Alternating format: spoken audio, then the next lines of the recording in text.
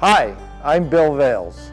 I'm excited to announce a new series on LCTV called Here and There. Here and There are shows that will chronicle many of the travels Carol and I take in the New England area. Through the use of still photographs and narration, we will share with you some of our travels. We hope this will open up a world of new places that you can explore. Locations may be in the woods, the mountains, the beach, or the city. We may even visit a museum, country fair, or a festival. Who knows? Any place that we think you will find interesting and entertaining could be a subject of Here and There. Here and There is a work in progress that we started on this past summer. Our goal is to provide short shows with lots of informative and entertaining content. Here and There episodes will run on the LCTV channels and will also be posted to the LCTV On Demand website and on YouTube. We hope that you will take a look at this new series. We have had fun producing our pilot episode. Thank you for watching.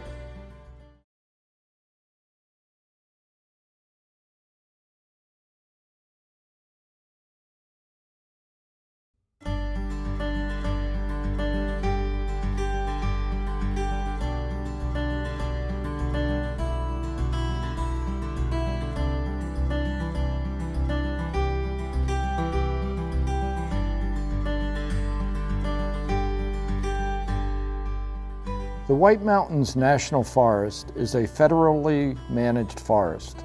The White Mountains is a total area of approximately 750,000 acres or 1,225 square miles. Most of the forest is in New Hampshire, with a small part, approximately 6%, in Maine. It is an area of beautiful forests, mountains, rivers, and wildlife. It also has a rich human history of people that visit here or have made the mountains their home. This story is about a hiking trip to Thoreau Falls in the White Mountains National Forest. To get to Thoreau Falls, one hikes approximately 5.5 miles along trails and old railroad beds. When we reach our final destination, we will reverse our steps and head out for a total of approximately 11 miles. We made an additional side trip to the Appalachian Mountain Club hut, also known as the AMC hut, so we can see part of our destination from a distance.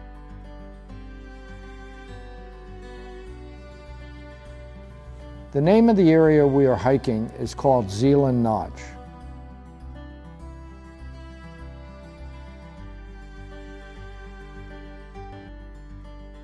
Zealand is one of several ghost towns of the White Mountain National Forest.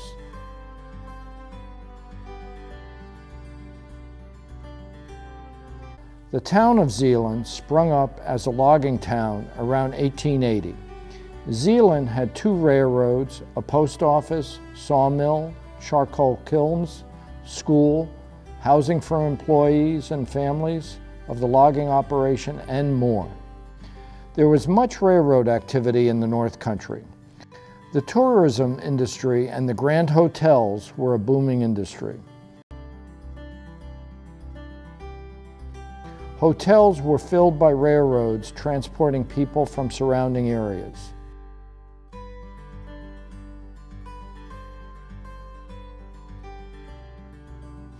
Also growing was the logging industry. With the growing nation, the need for lumber was insatiable. With a seemingly endless supply of lumber in the White Mountains, it was recognized by J.E. Henry and other businessmen of the day that the wood in the virgin forest could be exploited for a profit.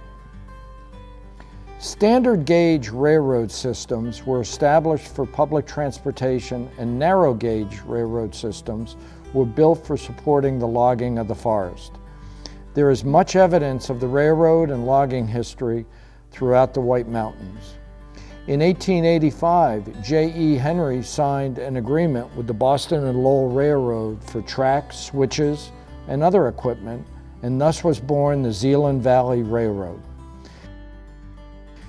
You can still see remnants of the Zeeland logging history: old foundations, dam cribs, machine parts, and remnants of daily life. We will see reminders of logging and trains throughout this hike.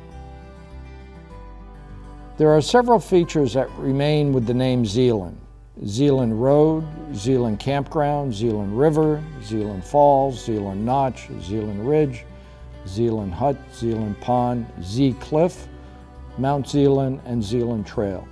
We will see many of them. The trailhead starts at the end of Zeeland Road, which is off of US Route 302. We arrive early to get a parking place. Zeeland Trail is one of the gateways to the Pemigewasset Wilderness area. Our packs are loaded with food, water, headlamps, map, rain gear, extra clothing, and emergency gear. Anything can happen in the backcountry, so proper preparation is essential.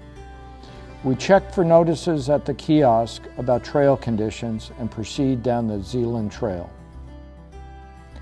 The trailhead is at approximately 2,600 feet elevation. The hike will have little elevation gain to the destination, but the constant ups and downs, roots and rocks in the trail will remind us we are in the White Mountains. Beautiful colors throughout the hike, the shades of green in the forest, ferns, grasses, numerous tree species, mushrooms and berries.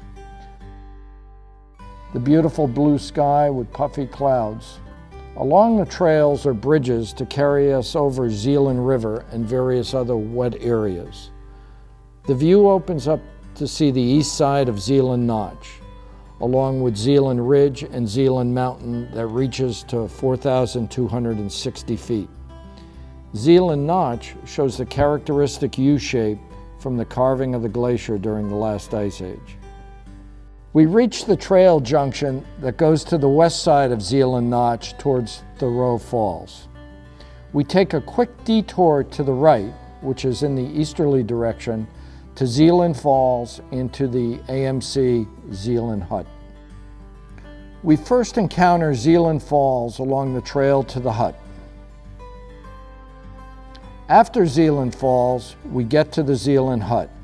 We fill our water bottles at the hut and have a snack.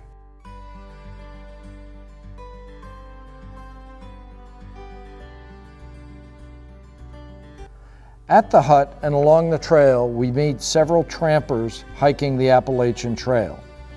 The AT runs for about 2,200 miles between Springer Mountain, Georgia and Mount Katahdin, Maine. Some hikers were going from south to north, others from north to south, and some were doing the trail in sections. Some thru hikers I spoke to started in Georgia in mid-March. Their goal is to get to Mount Katahdin in Maine by the end of September. From the Zeeland Hut, we get a distant view of where we are headed.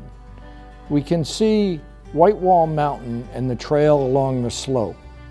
We also get a beautiful view of Mount Kerrigan at 4,700 feet and Kerrigan Notch to the west, another classic example of a glacially carved U-shaped notch.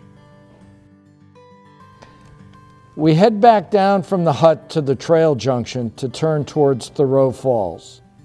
We take the Ethan Pond Trail. The trail is flat, however the east side falls off very steeply to the bottom of Zeeland Notch. More roots and rocks and some very large boulders that tumbled from above or were transported by ice during the recent Pleistocene Ice Age. When we break out of the woods, we find ourselves alongside Whitewall Mountain. The scenery is spectacular. Steep talus slopes comprised of boulders, some as large as trucks, to our left and right.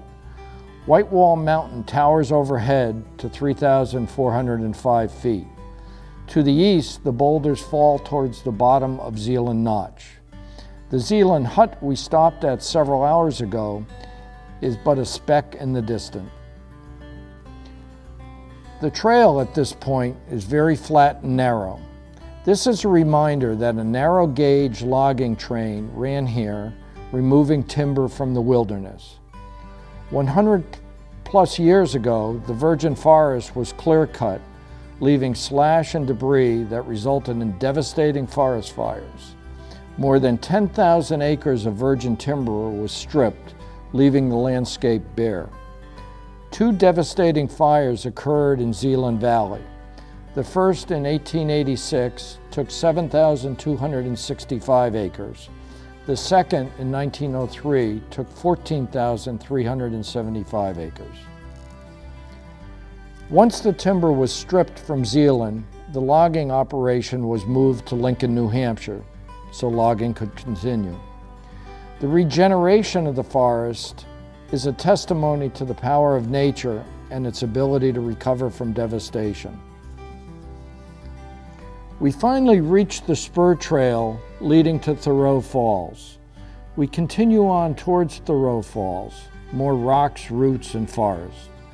In another mile or so, we come out on Thoreau Falls. Thoreau Falls is a beautiful waterfall deep in the Pemigewasset Wilderness with expansive views to Mount Bond and the Pemigewasset Wilderness.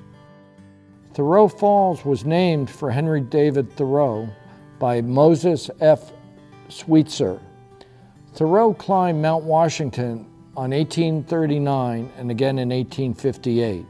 He never saw the falls that were named for him. In the polished rock at Thoreau Falls are several glacial potholes. These potholes are relics of the retreat of the last glacier. As melting occurs at the bottom of a glacier, a circular current of water picks up rock and grit and starts to grind away at the bedrock. This continued erosion results in the pothole being formed. Also noted are what appear to be chatter marks. Chatter marks occur when the grinding ice sticks to the surface of the bedrock and then slips, resulting in concentric marks in the direction of the ice travel. The weather changes quickly looking over to Mount Bond at 4,698 feet. Mount Bond, along with West Bond and Bond Cliff, makes for a beautiful overnight hike. It is the better part of a 20-mile trek, but it rewards you with some unparalleled views. After a 20-minute break at Thoreau Falls, we retrace our steps back to the car. Walking a trail in reverse yields new views. Along the way, we see a boulder that appears to have a profile of a face on it. We finally arrive back where we started. A beautiful hike with long views throughout the White Mountain National Forest.